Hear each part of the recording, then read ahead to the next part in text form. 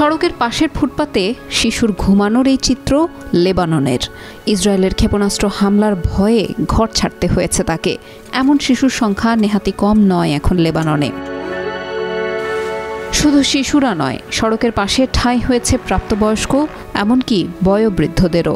ফুটপাতের পাশাপাশি সমুদ্র সৈকতেও আশ্রয় নিয়েছেন ঘরহারা মানুষদের অনেকেই। তাদের কেউ কেউ মাথা গুঁজতে ব্যবস্থা করেছেন তাঁবুর, আবার অনেকেই দিনরাত কাটাচ্ছেন একেবারে খোলা আকাশের নিচে।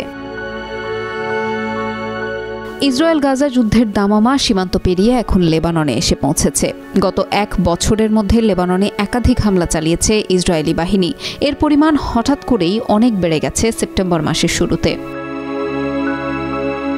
লেবানন কর্তৃপক্ষের মতে, ইসরায়েলের এসব হামলায় লেবাননের অন্তত 2000 মানুষের মৃত্যু হয়েছে। আহত হয়েছেন অন্তত 9500 মানুষ। আর জীবন বাঁচাতে বাড়িঘর ছাড়তে বাধ্য হয়েছেন 12 লাখের বেশি মানুষ।